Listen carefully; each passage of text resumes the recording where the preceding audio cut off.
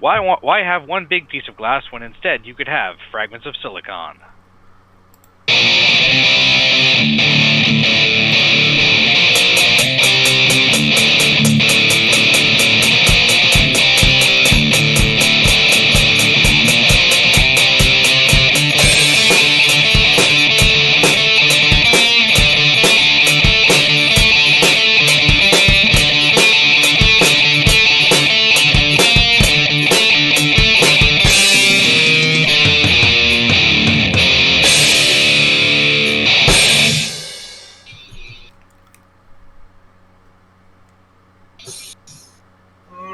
Welcome to another installment of Fragments Silicon. I'm your host, Adam. Joining me, as always, is the regular crew. And I guess let's get to the news. Petty Fan, why don't we start off with you and any medical updates you wish to inform us about this?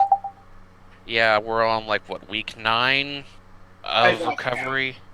Yeah. I do start physical therapy Monday, though, so hopefully I can start getting up and moving around more. You're not dealing with, muscular atrophy, are you? No.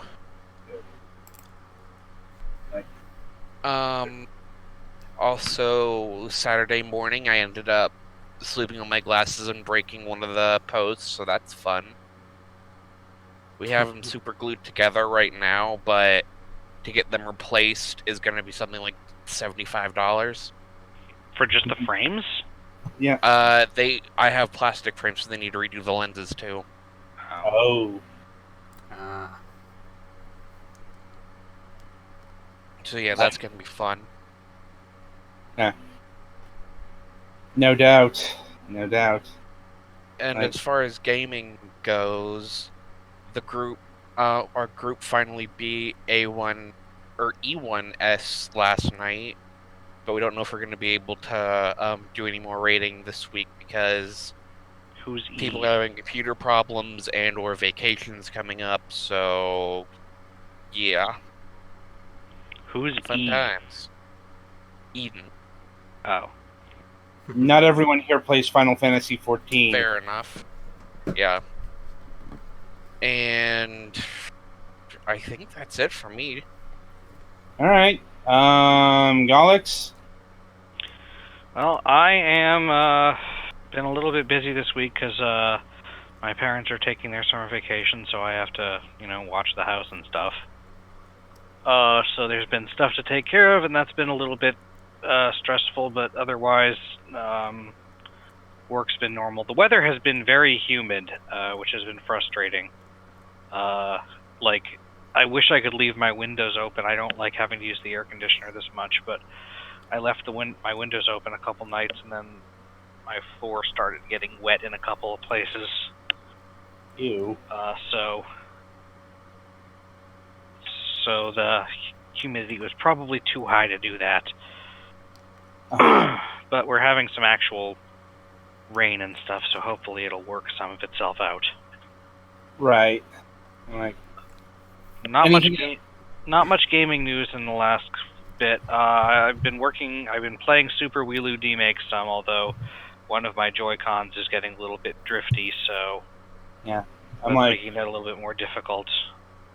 Yeah. I could send it in, but then I would have to make do with... I do have a Pro Controller, but I actually don't like it as much as the Joy-Cons and the grip, but anyway. So I might do that, or I might try and get new ones at some point or something. I don't know. I'm sure you'll figure it out. Mm-hmm. Anyway, Twilight, you're up. Alright, well, last Thursday night, all the power to my bedroom stopped working. This was due to a breaker issue, but something about that it's a 15 amp breaker, and it would be best to have a 20 amp. I messed with the switch on that thing, but it wouldn't give me back power, so I had to wait till Saturday night. Well, not Saturday night, but Saturday morning for the guy my landlord has do all the electrical stuff, and he's actually a jack of all trades, so he can do just a little bit of everything. But anyway, he stopped by and somehow he got the switch to function, and said he'll replace the breaker, and so I won't have that issue anymore. So until then, I'm being careful with all the electronics I have running in my bedroom. Besides that, in terms of gaming news, I've been playing a few games for the show, and that's about it. Right then. My go. Nothing actually much this week in terms of real news. But that's mainly because right now just a lot of waiting for things and such. It's gonna be a couple of weeks before I meet the lender and all that. See what happens there. And really the biggest news is that, they're working on the water main nearby, so we've got a boil notice. That's been fun.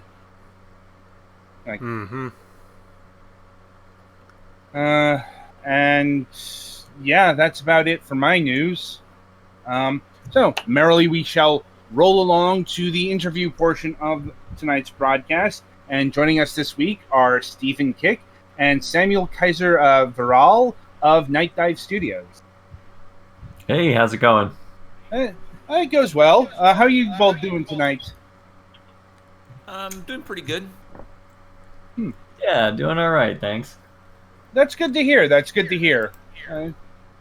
Right. So where to start? There's a lot been going on with Nightdive lately. I guess we should start with Blood Fresh Supply. And I suppose my first question is, how did this all get set up in the first place, given, let's say, the issues surrounding the rights to Blood?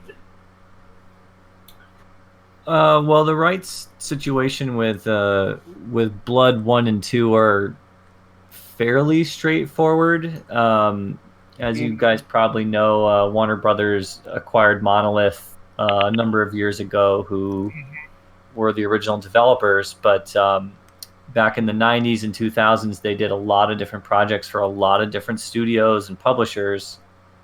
And Blood was done, I believe, with GT Interactive, which was acquired by Atari. So their particular rights remain intact as far as their ability to distribute the game. So we were able to work directly with Atari on this. I'm guessing those rights included modifications as well, since this is technically a new release. I know some contracts can be iffy on that kind of thing.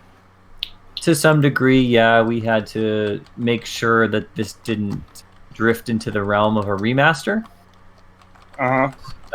So we didn't change any of the art assets, any of the animations, anything like that. We kept it pretty much exactly the way it was originally. Was that a difficult task to do? To not touch anything, to not change anything? Yeah. I mean, I don't know how strict the Atari was on this in terms of what constituted a change to art assets. Well, I'll pose a different scenario to you. There's a lot of very hardcore Blood fans that kind of demand authenticity. And so I think that even if we had even messed around with the idea of changing the assets, it would have been it could have been an ugly situation, just in terms of staying pure to the original. Indeed. I've heard stories it's not a big following as, say, Duke Nukem or Doom, but Blood certainly has its fans from back in the day. When was the first time you played Doom? Or, sorry, Blood? Sam, do you want to answer this question that first? That's similar to that other thing. Actually, yeah. The first time I came across Blood was it was in I forgot when I've heard about it, but the first time I played it was back in '99 when I finally got my PC, my computer for the first time. So once I got my computer, the first thing I wanted to do was I got installed Doom and and a whole bunch of other games that I've been missing out on. And I I saw Blood on sale at Electronics Boutique back then, and it was they were selling the one whole unit of Blood edition, and it was like the only copy left, so I quickly snatched that up and started having to go at it. And yeah, the first thing I said was, yeah, this is a really hard game.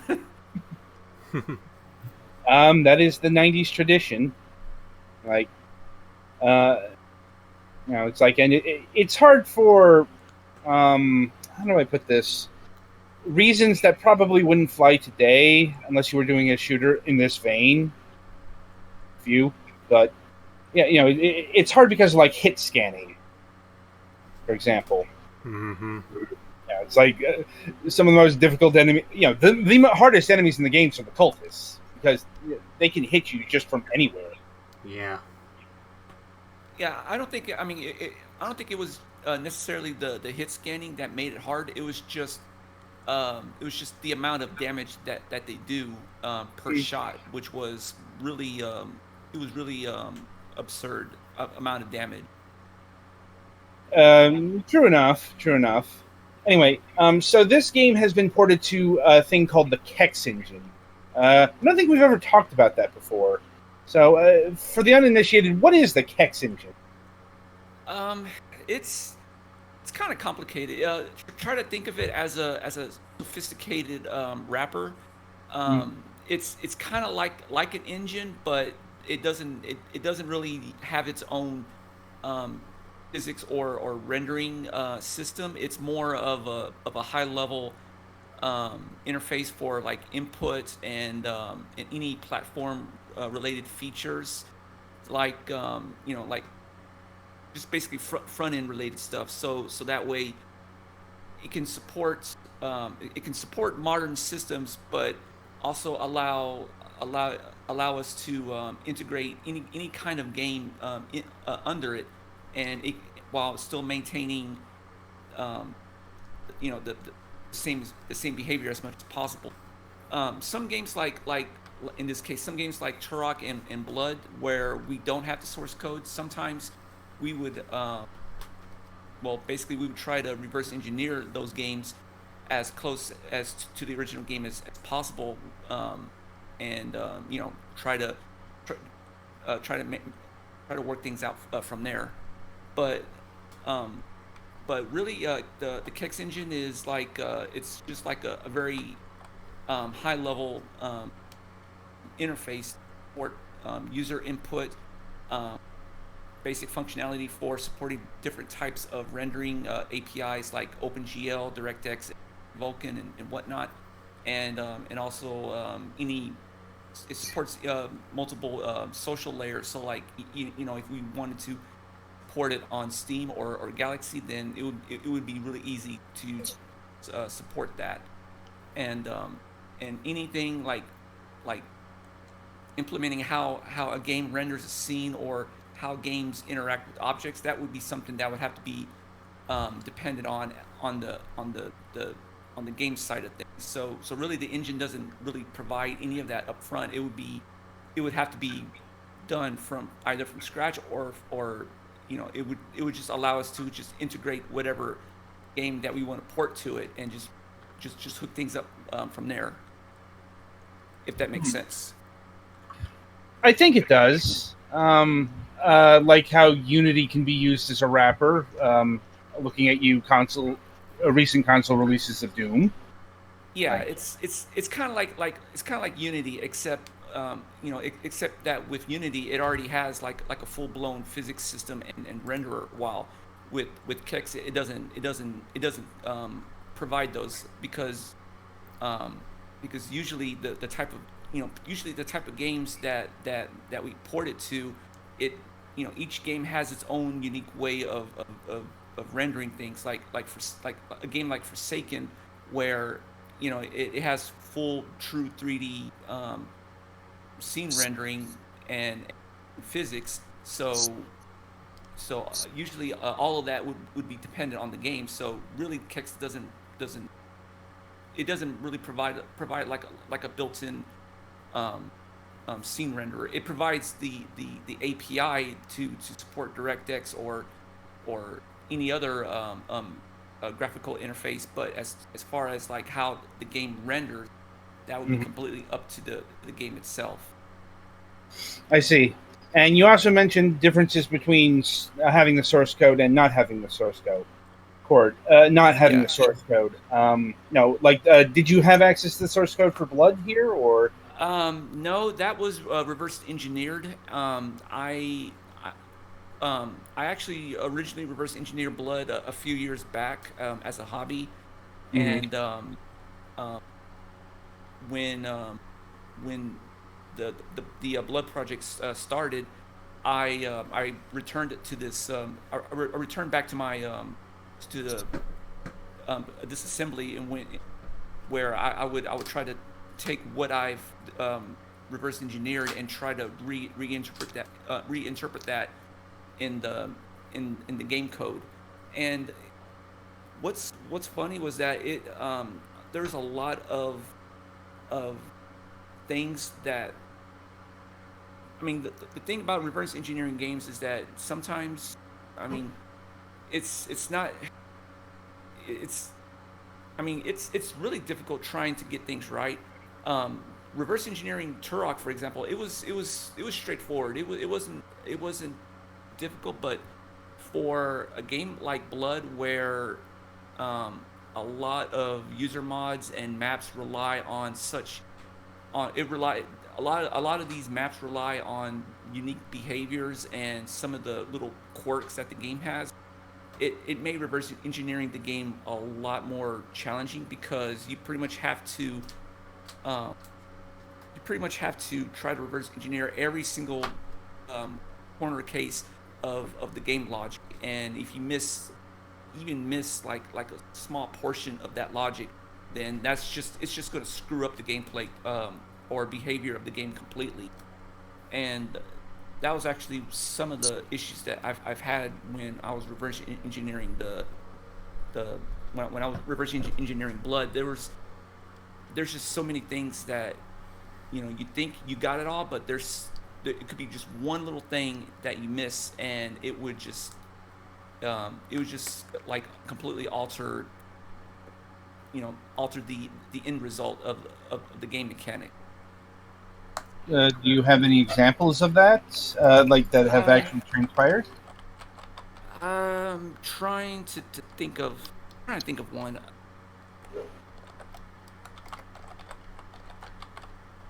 Well, there's some of the there's some things such as how the weapon sprites are animated. There was one little thing that I've missed that was actually a bug in the original game, where when you're firing the Tesla cannon, when the animation finishes, in the original game, there's a bug where on the very last frame it will actually warp back to the very first frame, and you'll actually end up firing a second shot. Oh, not a second shot, but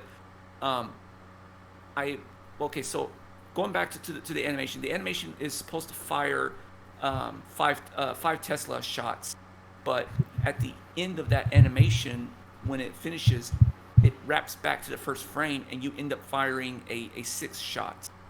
And when I was reverse engineering how all that worked, I basically missed that part, that bug, essentially to wrap around to the first frame when the animation finishes. And it's like little things like that where when you're reverse engineering the game, there's so many things that you just have to be cautious on, and it just really made the game really difficult to get, just to do right. But yeah, that's just one of the examples. Yeah, that doesn't surprise me. I mean, that just sounds like coding in general. You mess up one little thing there, and a whole bunch of systems get broken. Yeah, it was. I mean, truth be told, Blood was a very it was a very stressful game to reverse engineer. It wasn't as enjoyable like Turok. I'm like, was that because of the way the code was designed? Was that because of the building? Yes, it was just like the way the coding was done, and that it's just there's just so many things that just had to be really careful on because really the original game itself is just it's really buggy. I mean you'd be surprised just how buggy the original game is.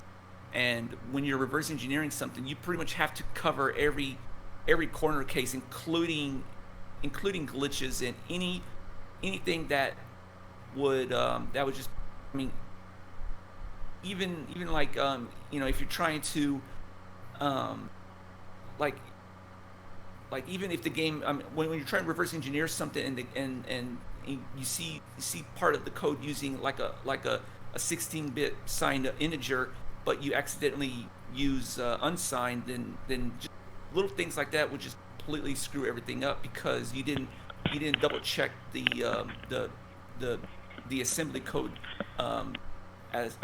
You didn't double check the assembly as closely. So And then something usually ends up being hugely negative instead of positive, or yeah, you have some kind of dumb looping error, yeah, and overflow or underflow.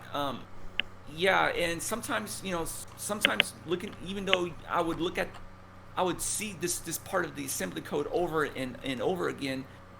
There would still be cases where I would like get the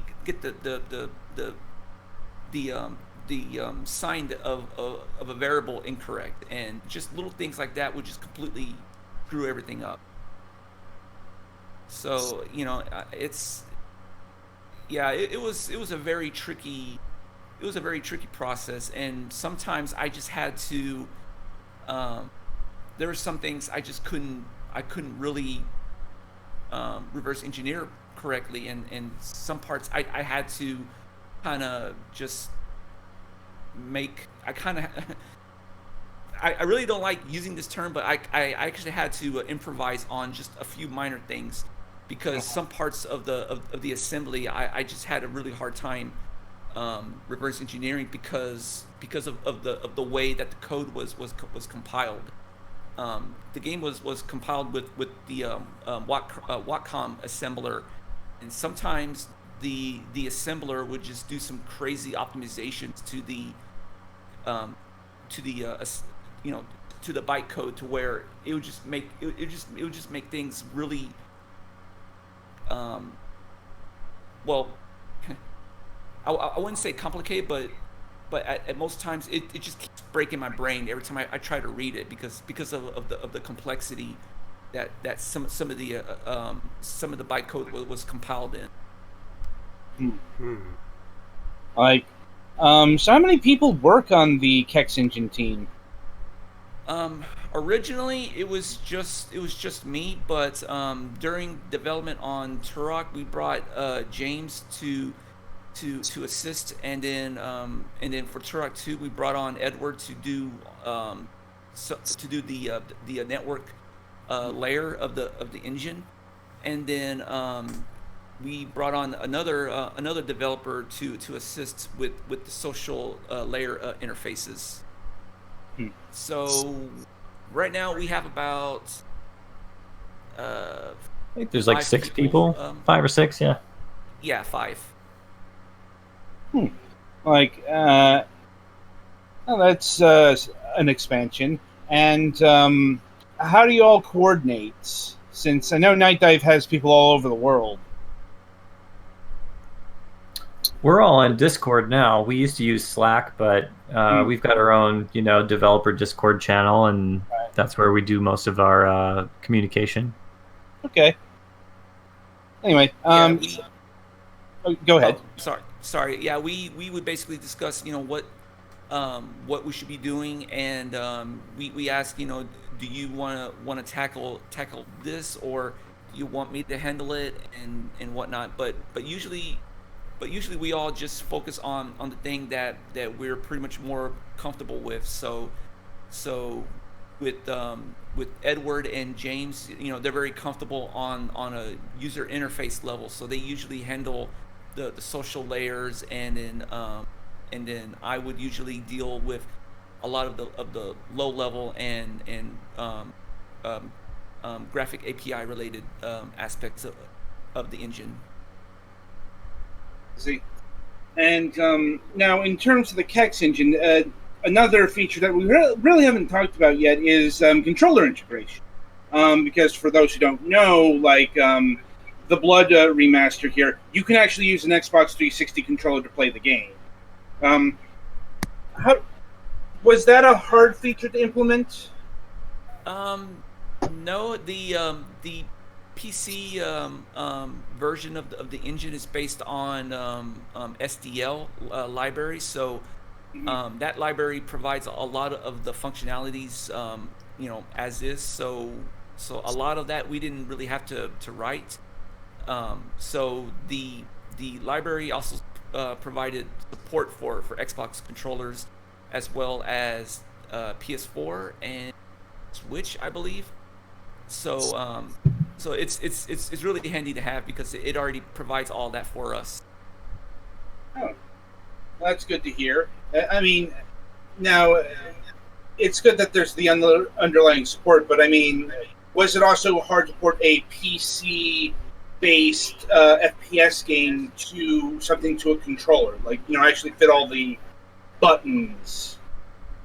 Well, from a high level, it basically the engine just sees, okay, I have a controller connected. That's all I care about, and most of the low end part will handle, what type of hardware that's connected. But really, from a high level point of view, it will basically register, input from it. I mean, it's very agnostic about what type of controller is connected.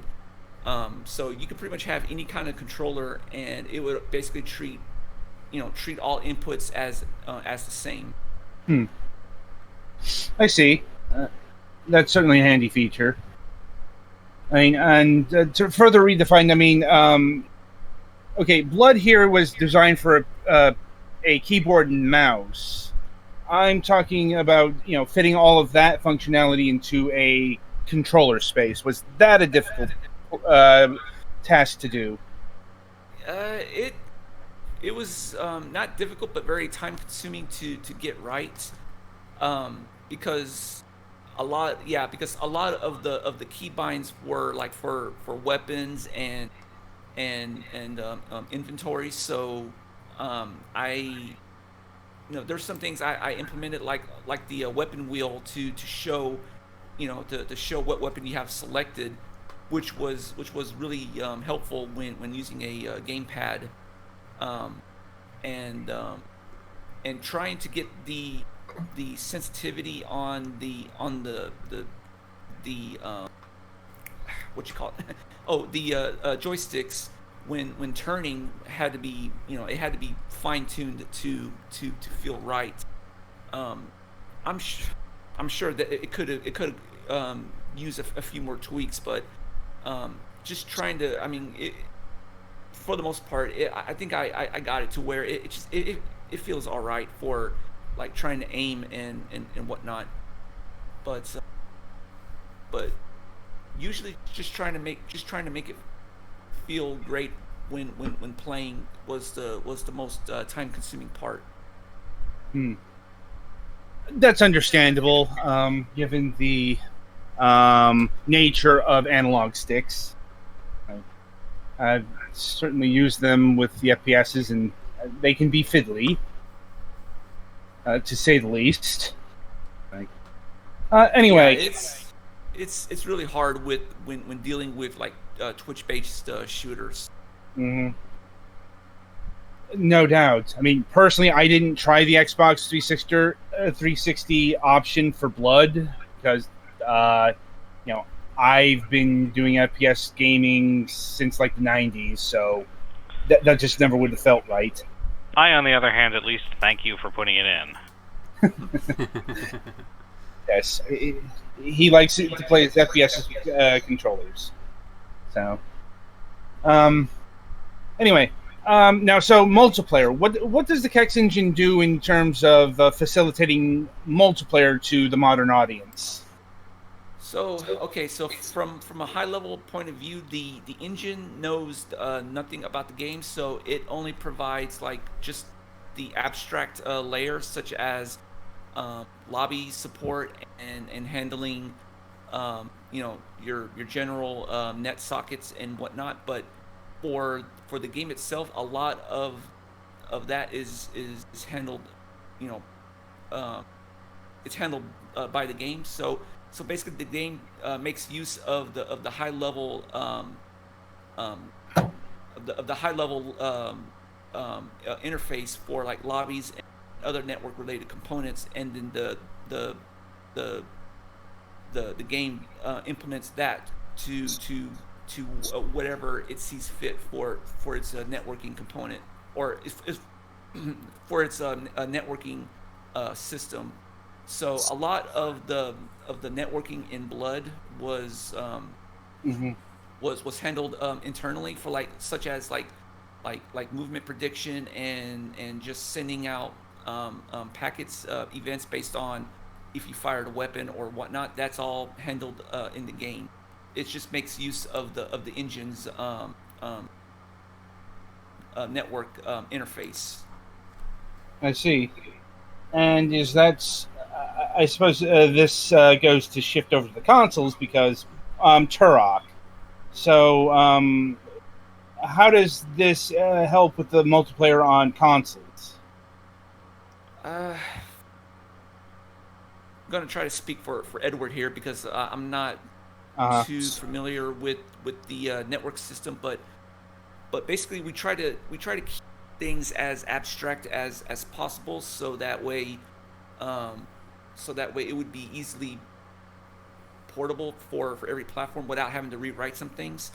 Some of the platforms like the Switch is still fairly new to us, so there is some kind of challenge in being abstract without having to rewrite a whole lot of things. But of course the ideal thing was just so bit abstract, so that way we don't have to keep rewriting things for every platform. But let me reword this. Basically, what I meant was, a very high level abstract layer, and then below that you would have different platform related components just for that platform. But really, in the end, from a high level point of view, the engine just sees, okay, I see the network component, but whatever it's doing under the platform related layer, it doesn't care about. So really, we try to keep it high level, and then let the low level related platform interface deal with all the platform specific things. But for some things like the Switch, where it just does things completely different versus the other platforms, it just really makes it difficult to maintain that. So that's probably one of the biggest challenges in that. I see. I mean, I've heard that from other developers. The Switch is this handheld hybrid thing, so it makes sense that it would be trickier to work with than, say, a PlayStation 4 or an Xbox One. I would say the PS4 is probably the easiest platform to deal with, while the Switch is actually the hardest. I suppose that gets into another question. I know people have been asking for PlayStation ports of, say, the Turok games or Forsaken or whatnot, and I know on your end it's been due to a lack of PlayStation experience. I'm like, are you actively looking for personnel to fill that gap, or like are some people on the Kex team actively learning PlayStation development? Well, when Turok was initially released on Steam, none of us had any dev kits, so um, it wasn't until like several months later where I finally got the Xbox dev kit, and that was the only dev kit that I had at the time. So during the release of Blood and Forsaken, I didn't have a PS4 dev kit during that time. Um, so we never really got the dev kits until much later, and that explains why there's like staggered releases of the Turok games on different platforms. Um, so um, so in the Yeah, it's future um, there will definitely be an opportunity to look into Turok on the PS4. it's one of Um, the disadvantages of everybody being remote is everybody needs their own dev kit, and because there's 3 platforms, everybody has their own Switch, Mhm. Xbox, and PlayStation dev kit. So it takes time to roll that out across multiple developers in different parts of the country and the world. Makes sense. It's unfortunate because yeah, that does kind of delay things. I know PlayStation 4 people have been very loud and they're asking for like Turok, for example, and hopefully that gets fulfilled sometime in the future. Like, as far as like learning how to develop on the PS4, it was surprisingly easy to pick up. At first, I seemed intimidated by it when I finally got the dev kit set up and whatnot. But digging deeper, I found it pretty easy to work with, and it was really easy to support to support it under the engine without having to rewrite a whole lot of things. So it was pretty easy to deal with. that's good to hear. I'm like, um, and I'm trying to, in terms of like a future game getting developed, how would you handle that now that you've got like experience with all of the systems and PC as well? Because building 4 builds of a particular game would be challenging in its own right.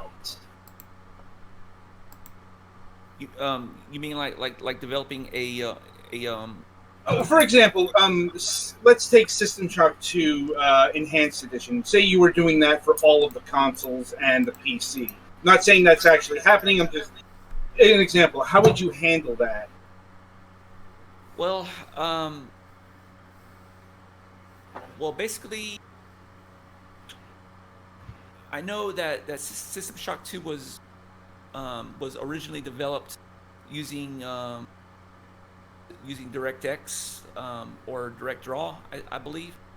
So anything that's dealing with that would just need to be stripped out and instead rely on Kex's um, graphic interface instead, and then Mm. from there, um, since the graphic interface is high level, it would, if we were to port it to the Xbox, then that high level layer will refer to the Xbox version, the low level Xbox layer, or if we were to port it to the PS4, then that high level layer will refer to the low level platform section and so forth.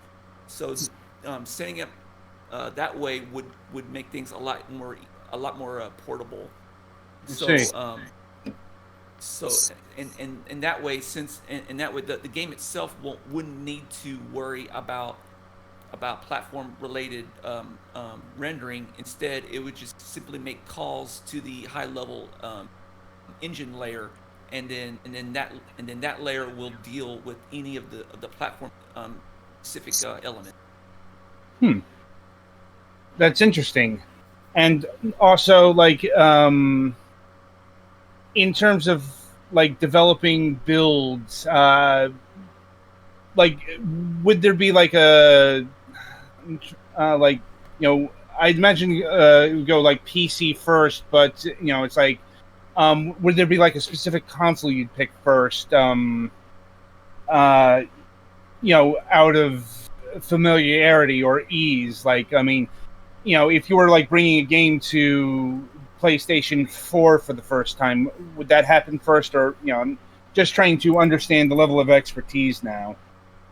Well, of course, the PC will always be first, but as far as for consoles, I think the Switch will probably be the first because it will because that platform has a lot of edge cases in terms of performance or usability, and also it's also the most trickiest to deal with. So it's best to start on that first, just so all the just so the major hurdle is out of the way, and then I would pick Xbox or PS4 next.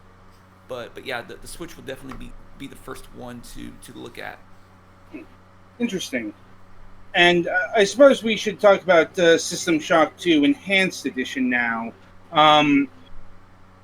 There's actually been a lot of concentration over this announcement, mainly because of the fact that System Shock 2 got patched back in, 2013 to, meet modern standards. But it turns out there's a lot more to that story than on the surface. Yeah, it got patched by an anonymous individual or maybe a group of people back in 2013, and they've been periodically releasing updates over the years. And the issue with this is, again, they're anonymous, so we have no way of coordinating with them or talking with them. And, that's kind of a problem for us because we own the IP, we own the franchise, and we're more or less kind of at the mercy of these people if we need a specific feature or we need some support on our end. Just as a small example, we were providing a Linux port of the game, or it may have been an OS X port. I don't remember exactly which one. And the emulator that we were using had kind of fallen into disrepair. The original author wasn't updating it anymore, and as a result of that, the port was broken, and there was no way for us to fix it, either from the emulation side or from the side of Shock's 2 code. So the Enhanced Edition for System Shock 2 is more about us being able to provide support for System Shock 2 for the foreseeable future, and not having that reliance on this this anonymous group of people who have the code. That's understandable, very understandable, since, if there's a thing that you want fixed, it's cross your fingers or, it doesn't get fixed otherwise for now. Yeah, and there's a number of other things too. Shock 2, it runs great. It's got a lot of mod support built in by the community who have done a really great job of working on it all these years. And the other part of it is System Shock 2 has a co-op multiplayer mode, which is actually a lot of fun if you can get it working. And it's, Daniel, one of our guys on the team, he wrote this kind of exhaustive guide on how to get it up and running using, I might be pronouncing this wrong, but like Hibachi or Hamachi. It's a third-party like network interfacing piece of software so that you can connect via, I think, IP with somebody else that's running the game. I'd have to look into it again. I think hamachi, which is Japanese for a kind of fish, but I'm not 100% sure. Yeah, yeah, that's true. Hamachi is what I order when I go to sushi. That's right. Still, that's what I think it is. Yeah. Okay. Yeah, I think I remember using that when I played Terraria back in the day. And so, I mean, with a number of our games that have multiplayer, we use Steam's API, we use GOG Galaxy, you can use Xbox Live. System Shock 2, it's like, oh, sorry, it doesn't work, it's broken, and if you do manage to get it work, it's probably going to crash, and it's going to be a nightmare. So, a lot of people, specifically on the SystemShock.org forums or whatever, they're like, oh, well, we don't play multiplayer anyways. Well, a lot of people do, and they have fun with it. And I think it would be really great to finally patch that into where you can quickly drop in, drop out, add, your friends from your friend list on Steam or GOG Galaxy, and you can have a near flawless co-op multiplayer experience. And I know the whole thing was very half-baked and, was kind of added in at the last moment by Irrational and the Looking Glass team back in 1998 before launch, but a lot of people really enjoy it, and that's another one of our big goals is to implement that support and make it accessible to everybody that's got the game. I certainly understand that, especially since the co-op has always kind of been busted, even back in the day. It's like, yeah, it's gotten harder as modernity has marched on, but yeah, you mentioned it being half-baked, and yeah, that's always kind of, maybe not in terms of the actual playing of it, but getting it set up. Yeah, that's hard to get to work at the best of times. So yeah, I figured I'd mention this now too. There's a thread on SystemShock.org about the enhanced edition, and there's some really great feedback that people are providing about what they'd want to see, things that they don't want to see, and that's kind of our litmus test at this point, because we're still trying to reach out to this anonymous modder who's got the source code and collaborate with them in some way, because the way that they've built the game is not going to be consistent with how we do it. Sam spoke earlier about the discrepancies that are involved with reverse engineering code, which we'll have to inevitably do on System Shock 2. And the scripting language that we're going to use is going to be different than the one that's currently used by this mod team. So a lot of mods will be inevitably broken. And they're going to have to either kind of conform to, this new enhanced edition to have their stuff work, or just kind of rely on, the old version of Shock, which we won't take off of Steam. It'll be included with the enhanced edition, much in the way that we did System Shock 1, right, where you'll have the ability to play the classic. It'll run in, I forget what it's called, the portable mode or whatever it was before we did the enhanced edition of that. But it's just the way that things are going to be, unfortunately. I get what you're saying, and well, hopefully you can get in contact with the people who've been updating this, or else, yeah, this is something that may break the community, and I mean that kind of literally, because so, you mentioned the mods thing there, and that's really big for any community, but certainly System Shock. We'll do our best to retain compatibility. I mean, the majority of mods will still work. I think the ones that rely heavily on scripting are going to be are going to need some work, like the fan missions.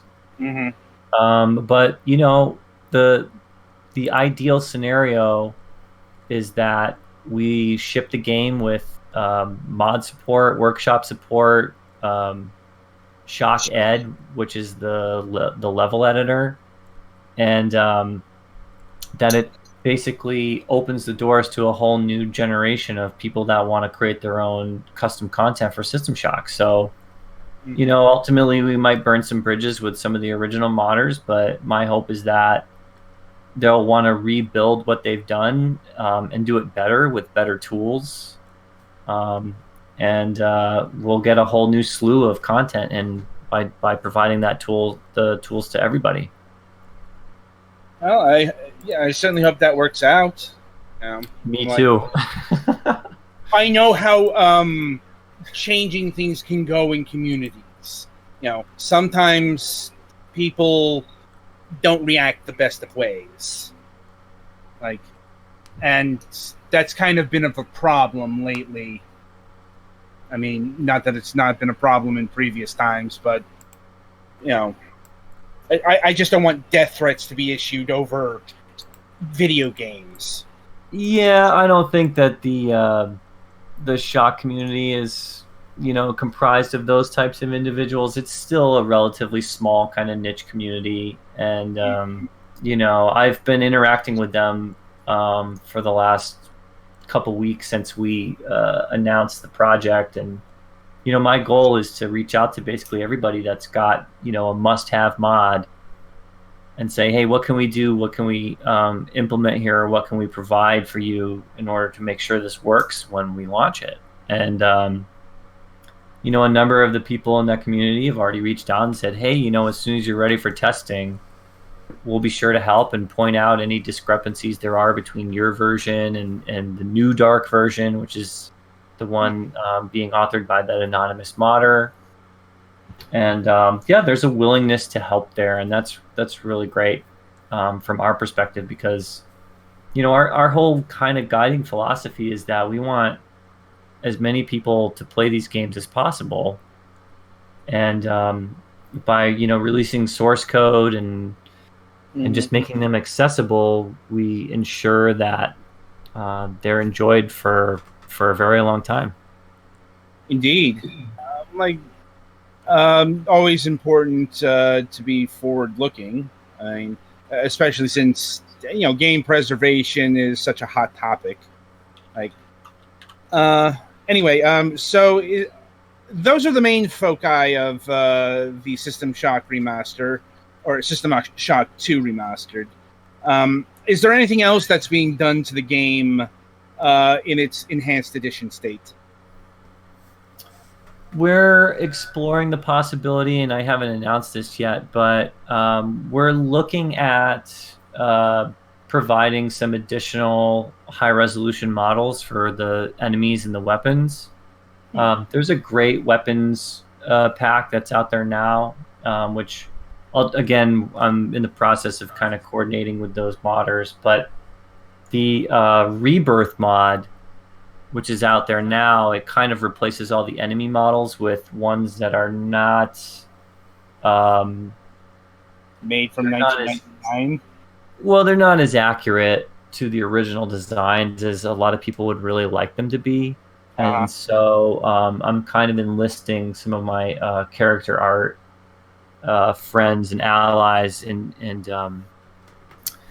we're going to take a crack at it, because we've all got a lot of experience with low poly, character modeling that rely almost exclusively on diffuse maps. Mm-hmm. And it's kind of going to be a fun project, I think, for everybody involved, because we're going back to the basics. We're going back to early 3D modeling techniques and stuff, and we're going to try to ensure that the original designs that are present in the game now are faithfully recreated and kind of smoothed out a little bit. That's certainly going to be an interesting task. I mean, it also seems to be rather in vogue these days. The going back to the 90s FPS well. Yeah, it's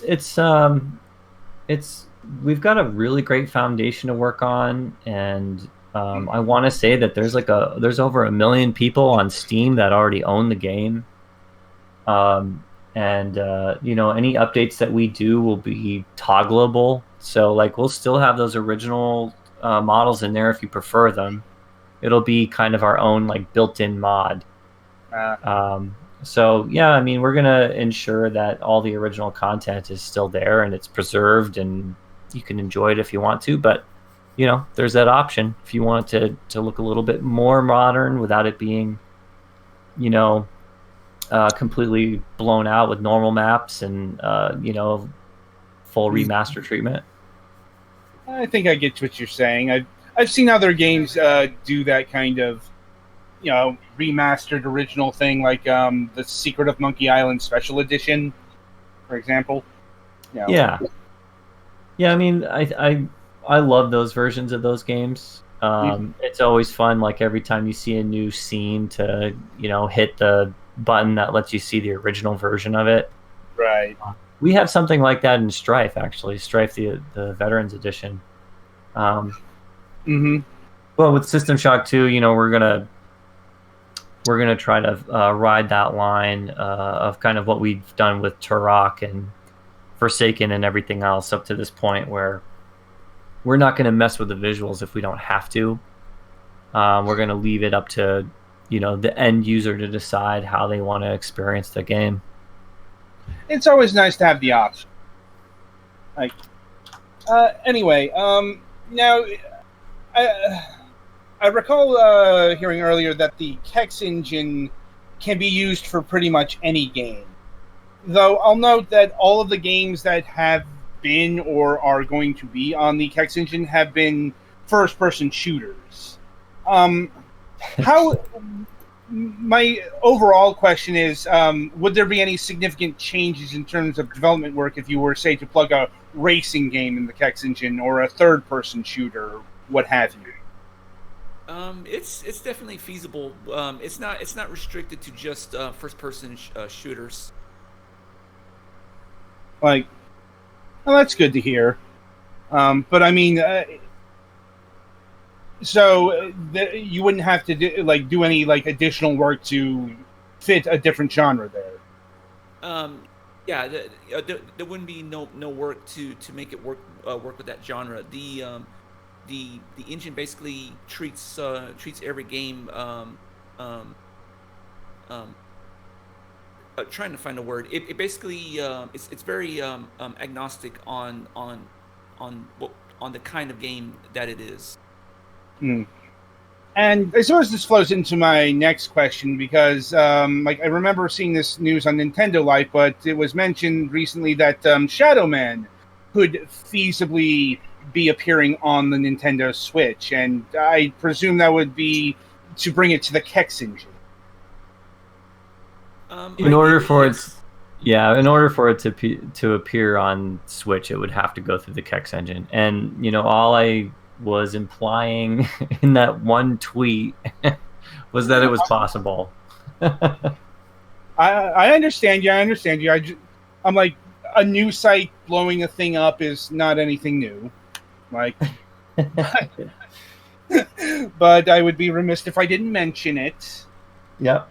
No, it's one that it's a title that we get a lot of requests for, mostly because a lot of people have a really fond memories of it, and unfortunately, in the state that it's in right now, we just had to kind of rely on fan-made patches and kind of hacky config files just to get it to run on modern systems. So I think it could do very well if we were to port it through Kex. I suppose there's an opportunity to find out at some point in the future, maybe. It's like, otherwise you can't really speak to that. Anyway, and I will just say that the list of games that we've got that will eventually see a Kex treatment is pretty infinite. Is that like your own list, or is this games that people have given you over the years? A little bit of both. There's stuff that we're still working on that we'll get eventually, and then there's a list of stuff that we have that it's in queue. Right. You're not a big team, so things will have to be prioritized, so to speak. Yeah, and there's some other stuff kind of going on.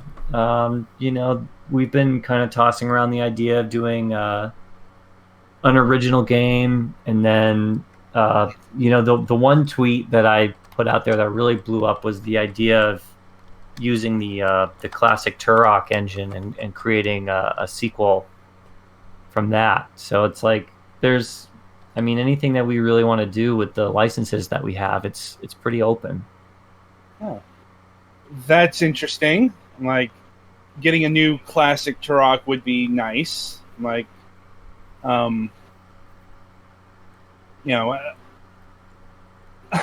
it's like I'm just kind of flabbergasted that's an option. Like, but I guess that's the kind of times we live in. Though, shifting away from non-Kex engine related projects, how is the System Shock reboot going? It's going really well. I'm not sure. Have you guys seen any of the recent updates on Kickstarter by any chance? I think I read the August updates recently. Like, right now, we're just kind of cruising through deck by deck, replacing the tile sets that are present kind of in the Adventure Alpha. All the enemies are going in right now.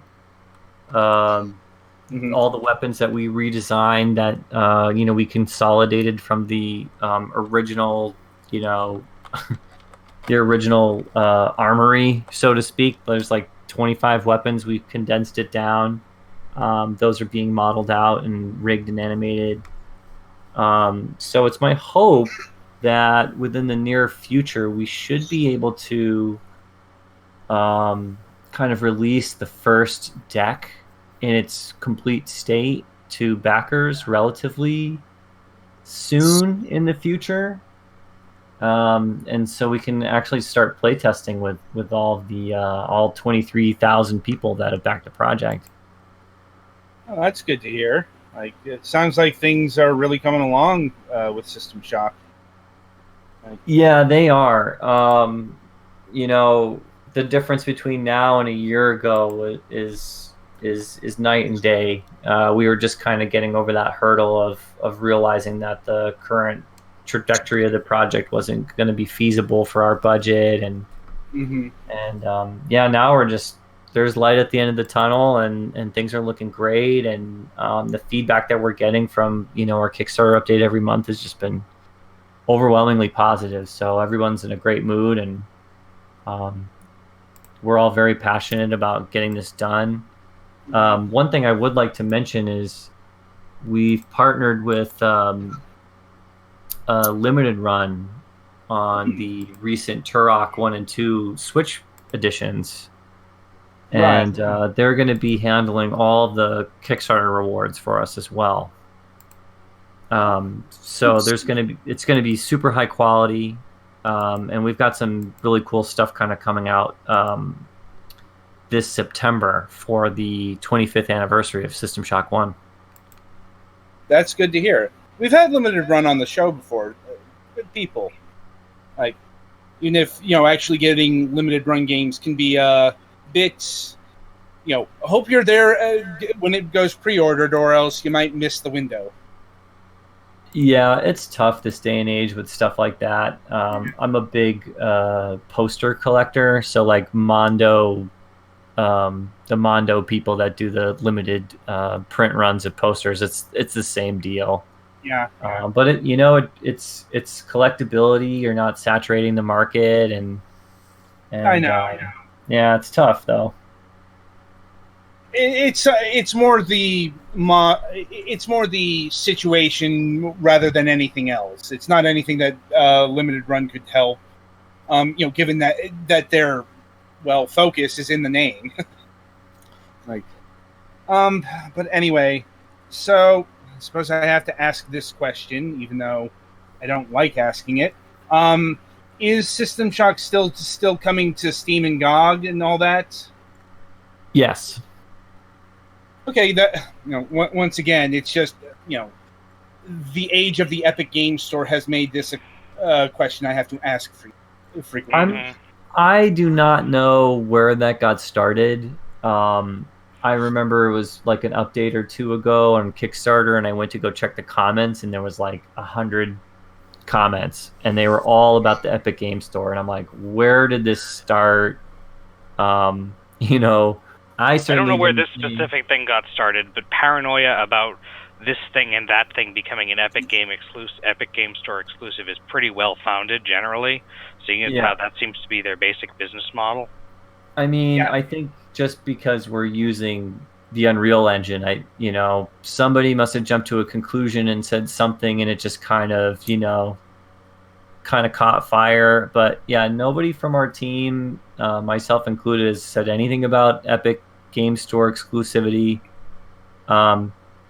We announced the game for GOG and Steam during the Kickstarter, and we're fully intending on providing that day one. It's like I can tell you where this came from. It's because Epic Games has not only been paying developers to bring their games to the Epic Game Store, they're doing it exclusively, and they've been grabbing stuff that, like Metro Exodus.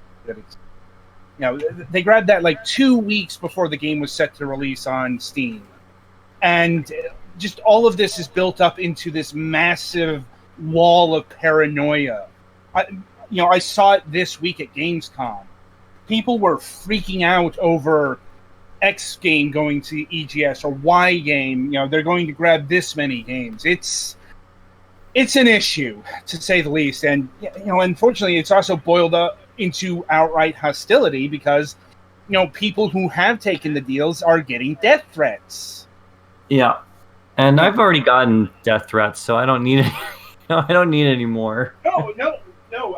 It's like I don't want to see people getting death threats, but it's also there is no level of anything that justifies death threats in this or any industry. I cannot make that clear enough. It's just all very agitating. So, anyway, finally, I'd like to ask if you've got any non-Kex, non-System Shock related releases in the pipeline that you can talk about.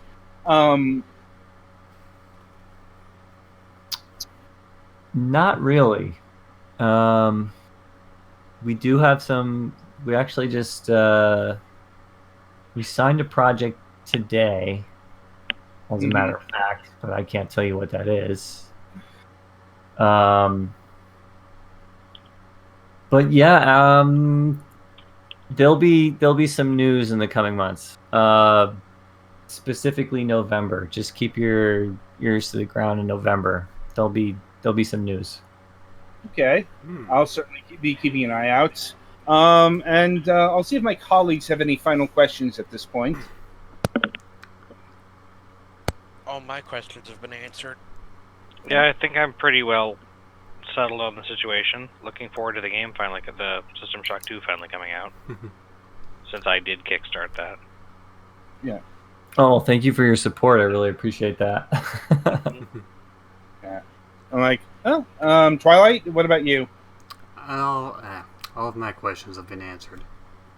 I'm looking forward to the remake of System Shock.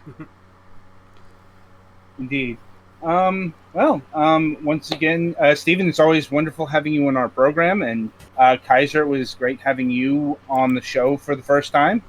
And Thank you. Looking forward to having you on whenever you can talk about these upcoming projects.